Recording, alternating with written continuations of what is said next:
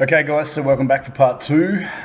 It's, like I said, so last time where we finished off, we were at the point where we were going to mask up. Now, what we've got left to go through is how we go about doing all the sanding process, go through that stuff, and then applying all the different coats. Now, I thought I'd captured the footage of me getting the clear coat on, but I've been back through all my videos and I can't find it. So, honestly don't know what happened there, but all the rest of the steps and everything are there. So, yep, we'll crack on and move on into part two. Thanks for watching.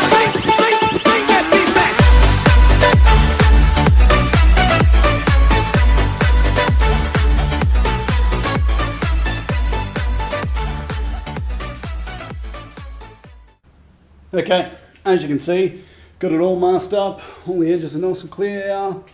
Yeah, goes around at the front there.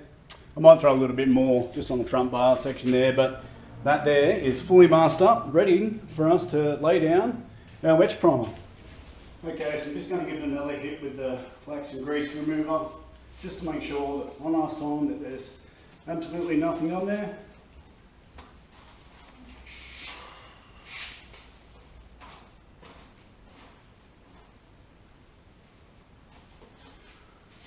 Alright. Grab another clean cloth.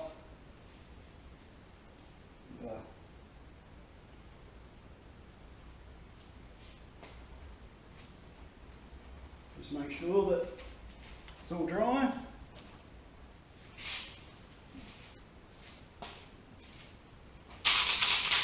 Okay, so shaking absolute piss out of the edge primer, but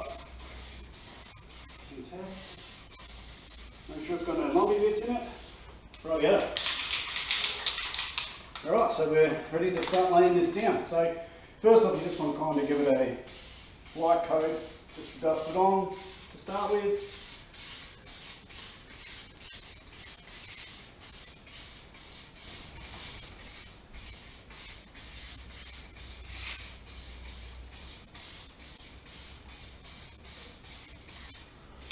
Alright, that'll do for the first coat, and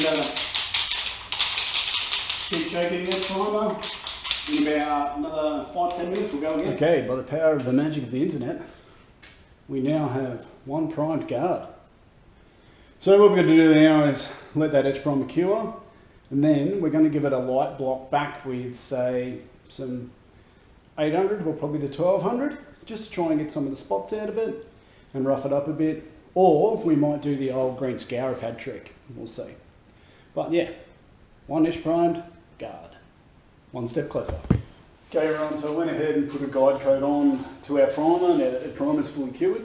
So now what we're going to do is we're going to sit there and block this back with 800. Make sure it's nice and smooth and try and get most of the guide coat off without taking all of the primer.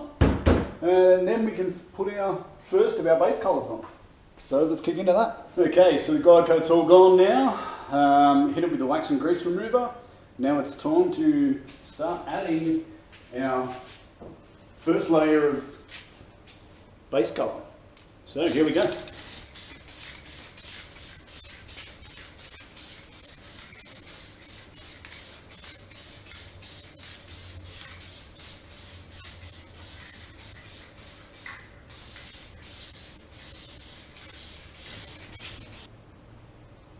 Okay, so we've got coat one of the guide coat, which is your ground coat, which is the white.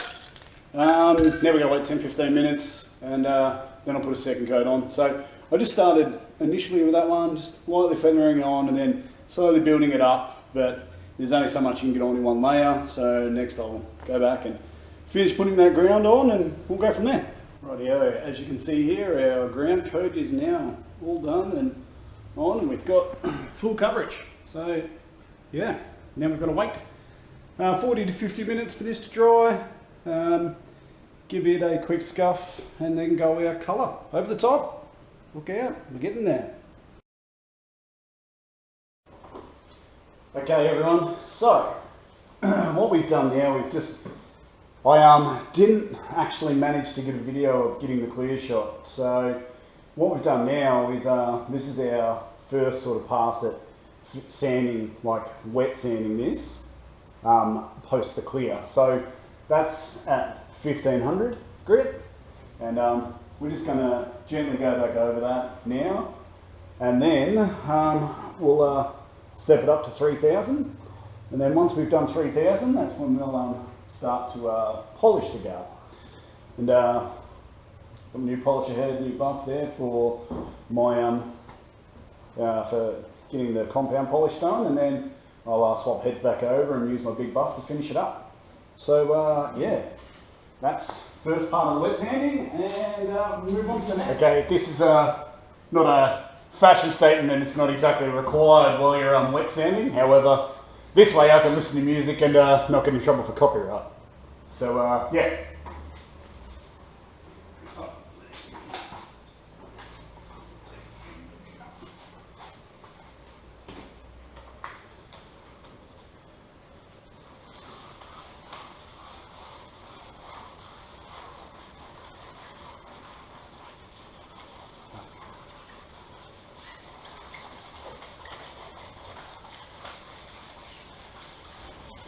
Okay, what we're going to do now is we're going to, Jesus Christ, crap everywhere. We're going to re-mask up so that when we run the polisher, we're not going to sort of like burn any hard edges into the clear that's already existing on the car. And I did a super good job of unmasking it last time. So we'll jump into that. Once the car's all masked up, we'll go through the process of buffing. Rightio, so we've got all the areas adjacent to where we're going to be polishing all masked up. So what we've got now is there's like a very dull haze in the panel, and you can see a little bit of orange peel. Now that's pretty indicative of when you look at the rest of the factory paint. You can see like little patches of orange peel in it. But so what we're going to do now is we're going to use a good machine grade cutting compound, and it's going to go on our big foam pad. So this is my polisher, again, Zito brand, thanks Bunnings. It's pretty good, it's multi-speed, so you turn it on and you can go through all of the speeds. But what we're going to do now is just gently one area of it, run the compound through. Now what you want to do is when you're putting your compound on, I'm just going to pick this up. So make sure brand new pad's fully clean. Get your compound and massage it in to your pad. Make sure you get good coverage in the pad. Yeah. Alright, I'm just going to use my fingers like normal. Alright, so cover your pad, get good coverage on there so it's nice and soaked in, and then a couple of spots on there with the heavy stuff. And we're job's on to start compound buffing.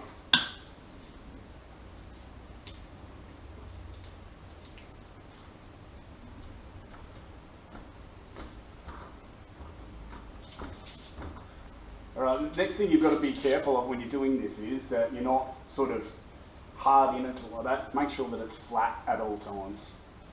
Now I'm going to do this on probably 8 on my buffer. So it's the second lowest speed, or probably even the lowest. We'll start on the lowest and go from there.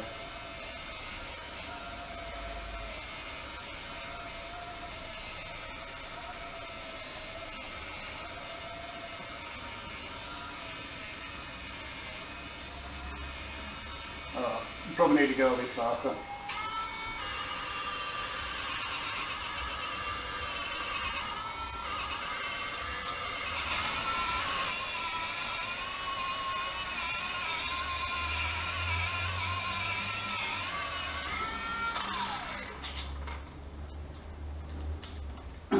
Alright, we'll just picture real quickly there. So, alright, as you can see, polished, orange peel. Polish, orange peel. So it actually does work. So that still requires to have a good, like, normal sort of polish laid over the top of that. But that now feels smooth. There's no orange peel in it, and you can feel the clear is actually sort of really, really hardened and feels nice and smooth. So we'll continue to do the other half and all the lower section. Just do it in small pieces at a time. I mean, as you can see, I've gone over onto the tape there. That's why I masked it off. You're going to have to, I mean, not let's use the world's smallest pad and do a centimetre gap at a time. So, yeah, we'll keep going with the rest of it. And, yeah. And then even though it's raining outside, we'll do the hot car shuffle and move some cards around and then give this thing a decent wash after it's all put back together and have a good look at the finish.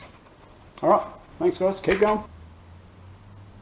Okay, as you can see here, that's the first pass with the compound buff. Look, I don't really want to go too much further with the compound buff. Yeah, I mean, pretty happy with the results. So now what we're going to move into is going to use a good polish. So I like Maguire's Wet Look Cleaner Wax, so it protects and polishes in one go. Yeah, so I'll change my buff and pad out now for my big one, and we'll hit that and then push it outside. Okay guys, finished it up now. I still haven't put the mud flap on. Yes, but that's it all washed up. So you can see that that front guard matches the bonnet and the front bar, but it's slightly darker than the rest of the car. So look, I mean, if this is it a picture perfect fix, probably not, but looking at it for what it is, cost us 140 bucks all up, yes, and some time and a little bit longer time because it wasn't quite good enough weather to do the clear. But as you can tell, look at it, beautiful and shiny. That water just beads straight off it. It's perfect. The bonnet's a little bit crusty now, but yeah, I mean, end of the day, I'm pretty happy with the outcome. Yep, it's done, it's polished, and now the car's complete and doesn't have a guard full of scratches anymore. So that's going to be it for this one, and I hope you like it, and I'm sorry that it was a two-parter, but had to be done that way so that I could get it all in and make sure you understood the steps and the processes. Alright, that's going to be it for this one. Thanks for watching, legends.